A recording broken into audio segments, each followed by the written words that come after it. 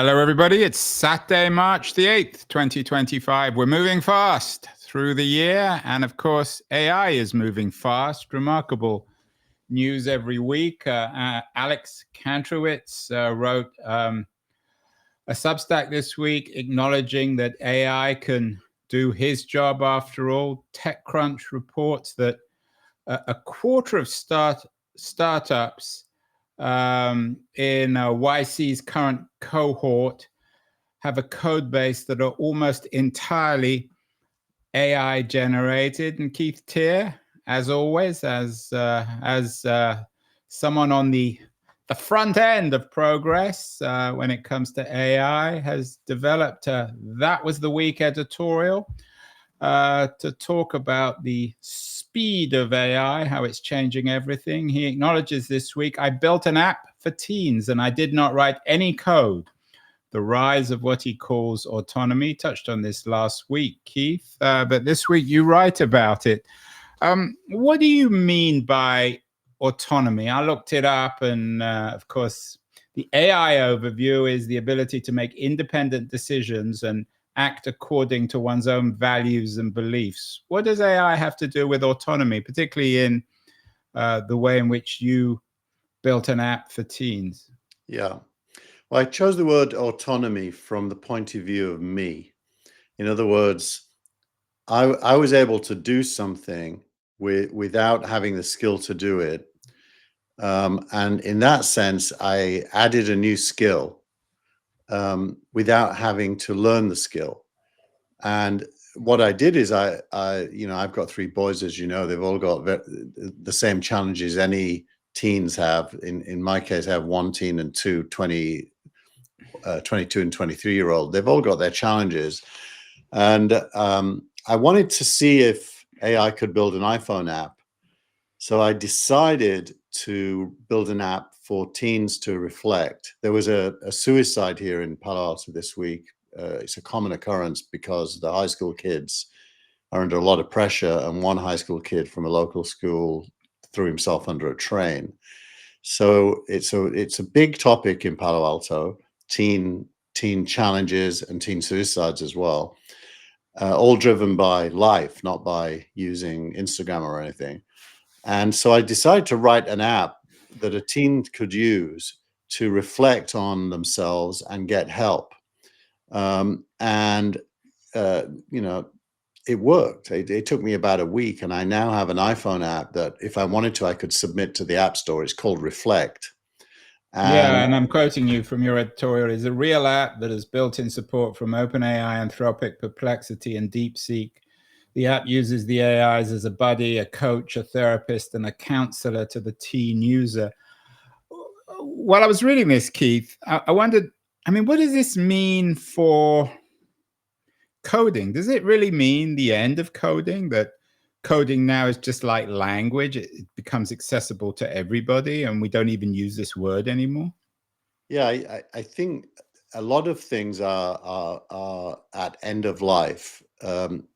MG Siegler this week wrote an article titled "It's the End of the Web as We Know It." And we've heard that one before, Keith. We've read that one. Doesn't always seem to happen. Yeah, I seem to remember I wrote that one at once. Yeah, and I think MG Siegler has made a career out of writing those sorts of things. But the end of fill in the blank, and coding is one of them. Now, of course, it isn't the end of coding. It's probably the beginning of coding. There's going to be 100 to 1 million times more code in the future than there was in the past because it's becoming so easy to do it. It's a little bit like, when Adobe PageMaker came out, it wasn't the end of design, it was the beginning of design. So it's the end and the beginning. It's both. It's both at the same time. But what it does is it enables, and you're still a bit more sophisticated than most people, but it enables all of us to become coders, or at least to produce stuff out of code that we would like to do, but we weren't able to do in the past because we didn't have a knowledge of coding. Yeah, code simply becomes a means to an end. It really isn't about the coding anymore. It's about the software. So now, if you can imagine something that you think the world would like, you can probably bring it to life without coding. And that's what I did. I mean, it blows me away that I was able to do it, but I was. And anyone can do it. If I can do it, anyone can do it. Well, that's not entirely true, but if you can do it, anyone can learn to do it. I was particularly struck by this TechCrunch headline: a quarter of startups at YC's current cohort have code bases that are almost entirely AI generated. So again, the question is, what are these startups doing? How does YC decide which startups to invest in and which to ignore? It's the same old story. It comes down to the strength of the team and the idea. And in the case of YC, they focus on traction during their cohort. So it's that as well. And it used to be that you had to have a technical founder. That is going to become less and less true. Of course, you have to have a founder that's familiar with the technical ecosystem. Otherwise, they couldn't tell the AI what to do, and they couldn't recognize whether the AI was doing a good job or a bad job. But actually writing the code is now less of a blockage. Something that would normally, my son Dylan told me, if he was given my app to build, and he is a coder, it would take him several months to get to the point. Right, and that's where, and you and I have talked about this before. You've got a rather sad-looking teen on the front of your editorial this week. I don't think this is AI generated, or it doesn't It is seem AI. actually. No, it is. Grok. Well, I wonder whether it might have been a version of Dylan as a trained coder. He studied undergraduate. Isn't he the kind of guy who's going to get eaten up by this revolution? Well, he could get empowered by it if he's open to learning how to include AI as a tool within his armory. I would probably say there's going to be a lot more engineers in future than in the past, not a lot less, but they're going to be doing a lot more individually because AI will increase their productivity massively. So does this empower people like Dylan to become entrepreneurs, startup people? I mean, what should you not be studying? I mean, your younger son is about to go to college. Would you discourage him learning code? I know he's thinking of majoring in computer science. No, I think knowing how to code is still important because it lets you understand what's possible and what to ask for and what not to ask for. So I still think it's important. It will eventually not be, but we're not there yet. Funnily enough, the strongest of my three sons this week helping me was Liam, who left high school in 10th grade. He gave product feedback. He found bugs. He described why screens were no good. He acted as a product manager, and he has no coding skills at all, but he wasn't intimidated to not have an opinion, therefore. So it's actually quite empowering if you embrace it. Well, another of your featured stories this week is actually a podcast show, the Ezra Klein Show, one of the best podcasts, certainly most popular and influential podcasts online, the New York Times podcast, is about the government knowing that AGI is around the corner. It features Ben Buchanan, who was Biden's AI guy. I was profoundly unimpressed with Buchanan. I don't know what you made. Did you listen to the interview? Did you read it? Yeah, I did. No, I think Buchanan is dyed in the wool fearmonger, let's say. And a bureaucrat. I mean, it's astonishing that if Buchanan indeed was the face of Biden's AI, it's not surprising that he lost the election. It's not surprising that so many people are critical of him. I mean, this guy was so profoundly uninspiring. And I'm certainly no fan of Trump, but the AI people around Trump understand it profoundly more than Buchanan are willing to take risks. Yeah, because I mean, Trump knows what he doesn't know. And weirdly for Trump, he doesn't really care to have fine-grained control. So he's prepared to put technical people in positions of authority and give them the reins and benefit, bask in the glory of their successes. He cares more about publicity and media than he does about control. Yeah, I mean, I don't want to turn this into I shouldn't have brought up Trump, but one of the things that struck me about Buchanan was that Klein told him, well, AGI is coming, and Buchanan said, well, it probably is, but we hadn't given it that much thought because we knew it wasn't coming in the next couple of years and we'd be out of power by then. I mean, it's just astonishingly short-sighted and unambitious and uncreative. I just don't know where they find these kind of people. And why do you think Klein interviewed him? Because you're right, he isn't very interesting. I mean, it's worse than uninteresting. He's a disgrace to the Biden administration. It just reflects how unambitious they were and how clueless they were. I don't know if it reflects on Biden or the people around Biden. Anyway, moving on, enough bashing of Biden. Another interesting piece when it comes to AI and about how it's changing the world is something from Dwarkesh Patel. What fully automated firms will look like. What does he say about that? And what exactly is a fully automated firm? I think it's a big deal, the idea of a fully automated firm. I was discussing with a colleague this week who runs a company called Cadence, which does software for hybrid workplaces. And they started life during COVID as how to manage people and places during COVID. And the penny dropped at some point that the move away from the office was the first step in a move towards an automated office, an automated workforce, where software is aware of people and places, not necessarily places you own. It could be a coffee bar or a hotel meeting room as well.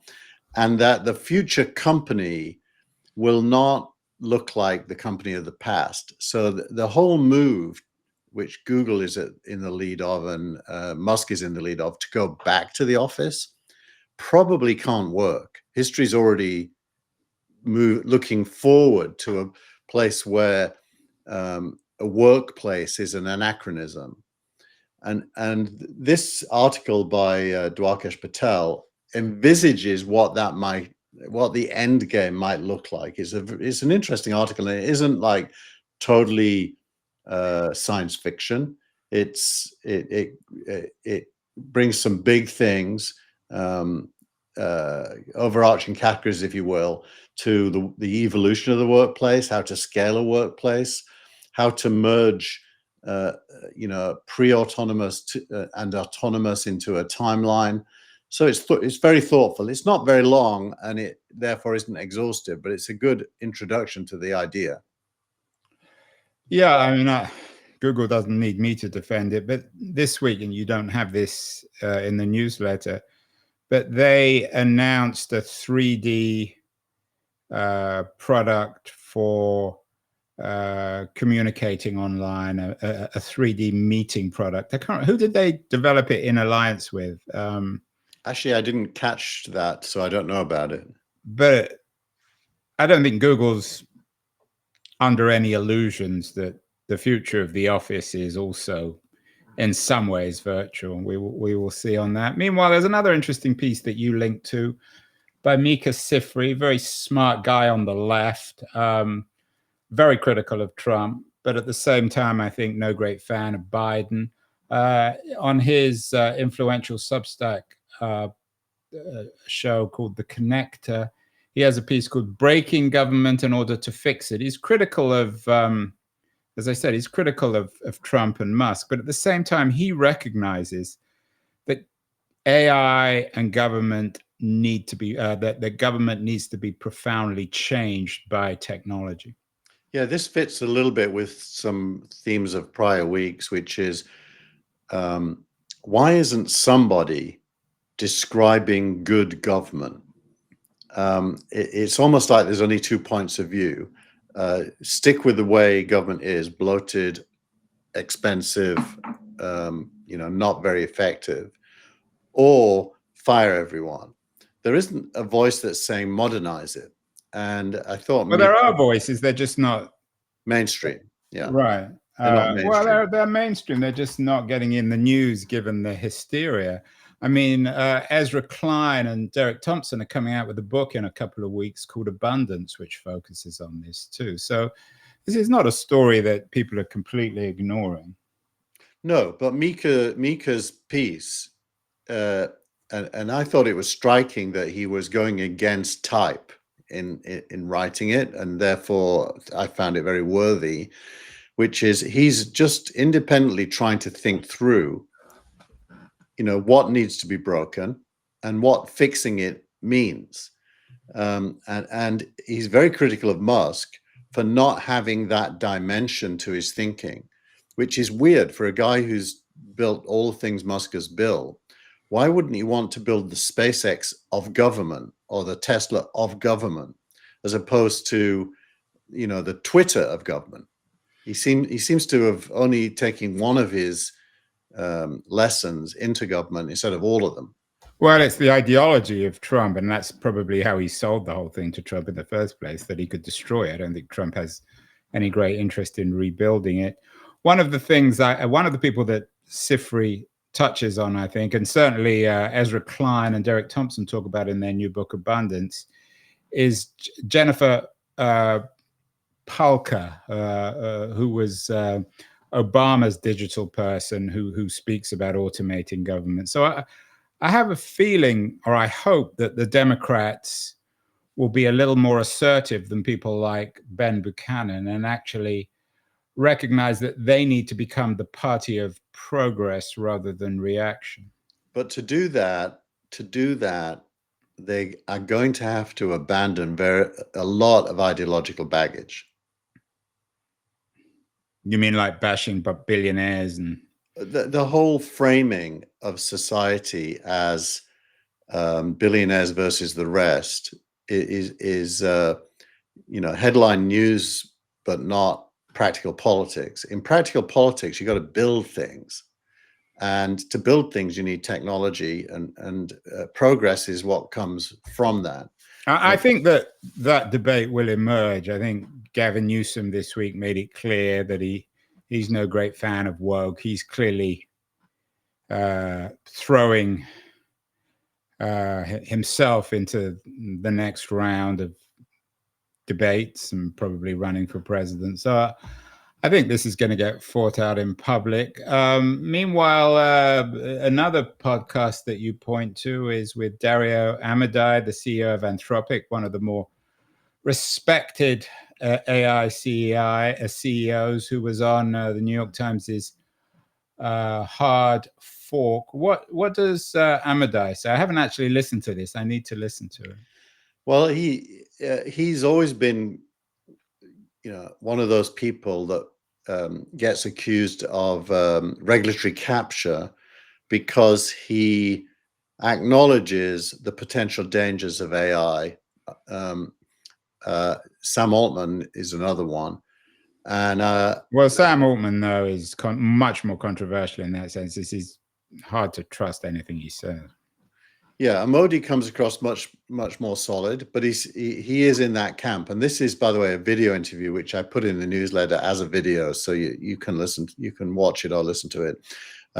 But he's basically focused on preparing everyone, government and human beings, for what AI's success will look like, so that they're not surprised by it. That's more or less the theme. And he does it. He's not a doomster. He's more of a be aware of where this is going and be aware of where you want it to go to make sure that is where it goes. Yeah, and of course it's at a very abstract level. He came out with a long piece a few months ago outlining this as well. And it won't be the last we hear of Dario Amodei. I mean, I use Anthropic's Claude. I think it's excellent. Meanwhile, Vinod Khosla, one of Silicon Valley's most respected, prescient, successful VCs, told the information that most AI investments will lose money as the market enters a greed cycle. I'm not sure whether it ever lost that greed cycle.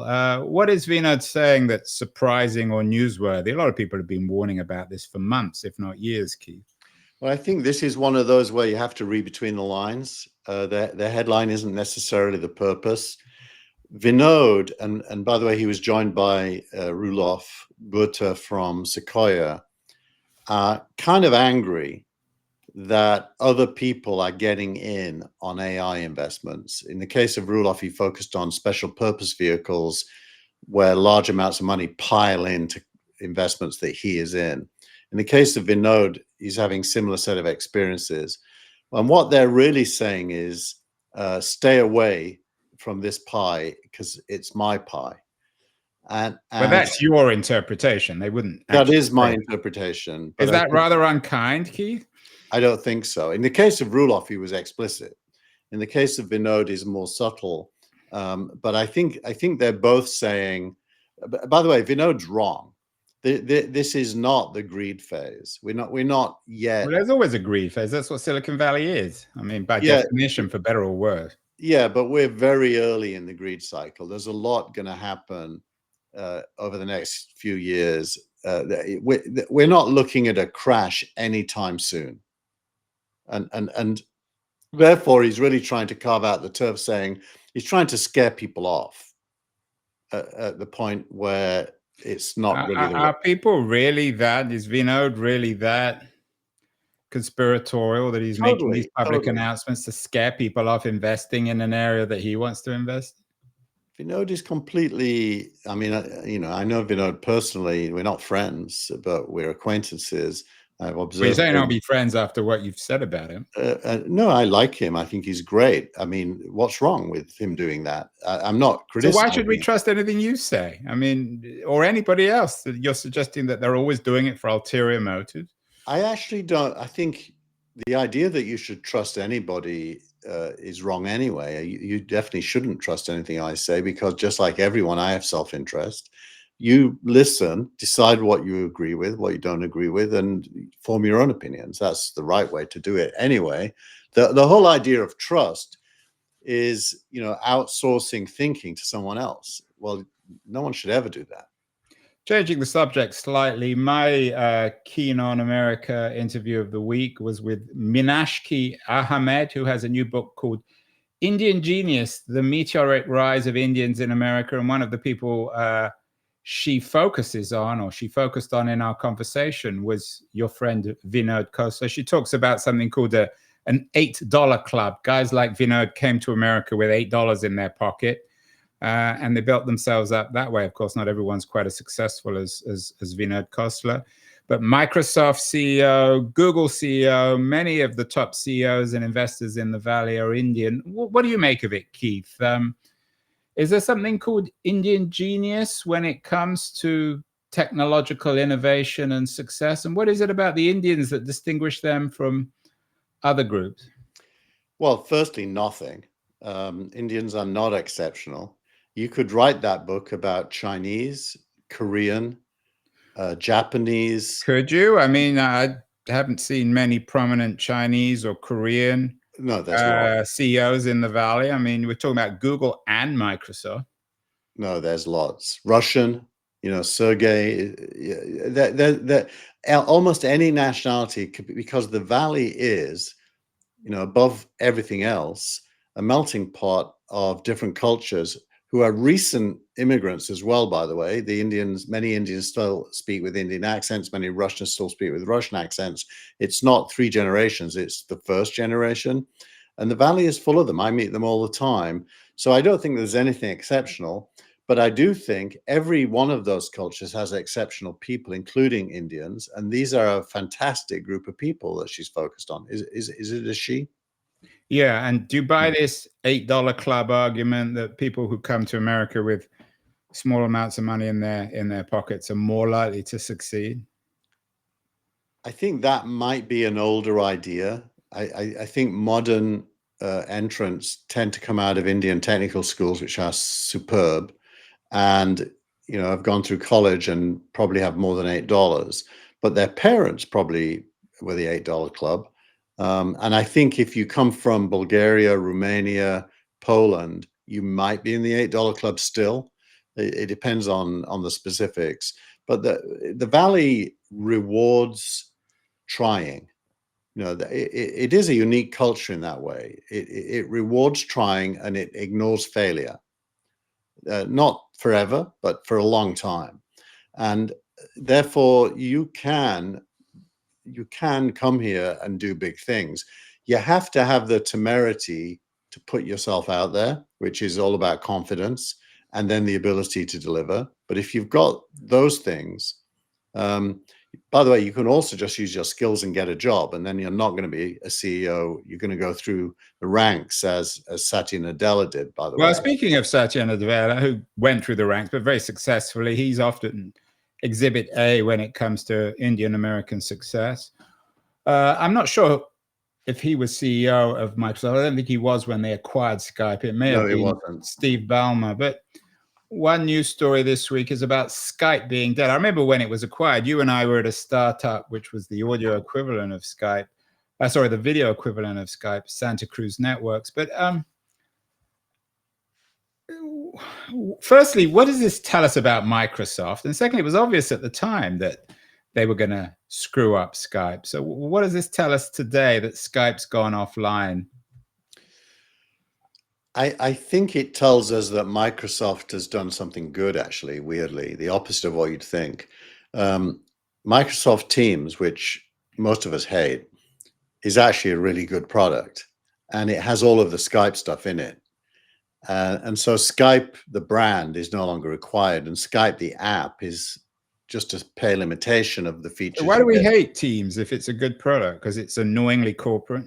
It's annoyingly corporate. And when you only ever go on a Teams call with big organizations. Yeah, annoying organizations, meetings you don't want to be part of anyway in the first place. For the most part. But Microsoft dominates those big companies, and that's where the money is. So it really tells you Microsoft's done a good job, ultimately.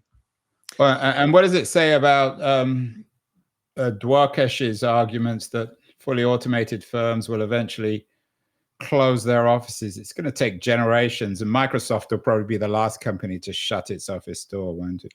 Yeah.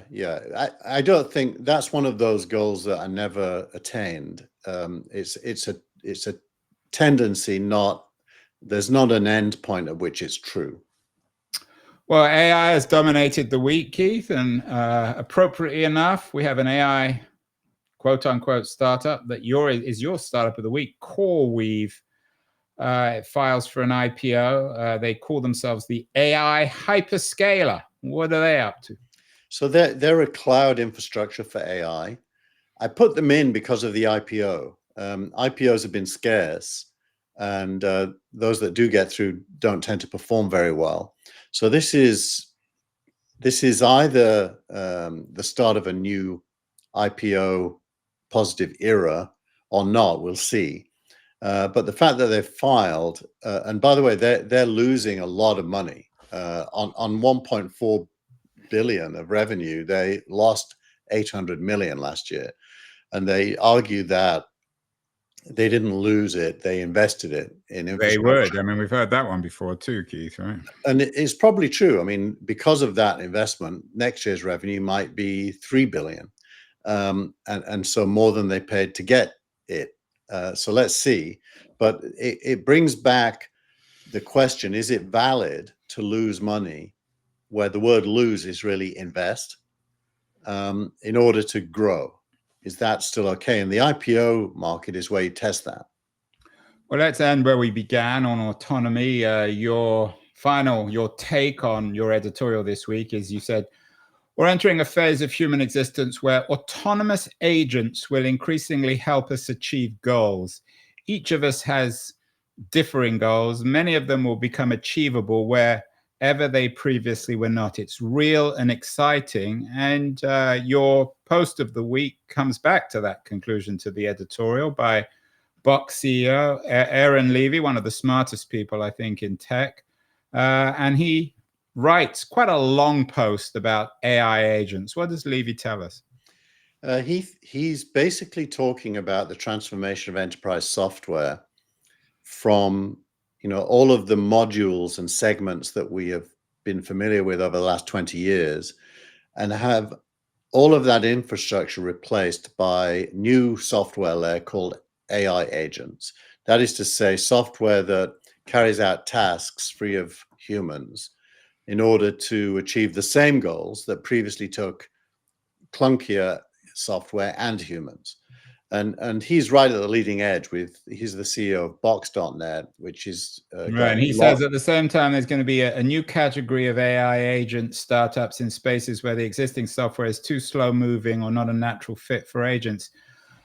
Does this come back to your theme in the editorial this week? Not just for corporate use, but for all of our use, that we have agents that even will begin to know the kinds of apps we want to make, and we'll make them autonomously or independently of us? I think you could, even today, you could say to an agent, I've got this problem.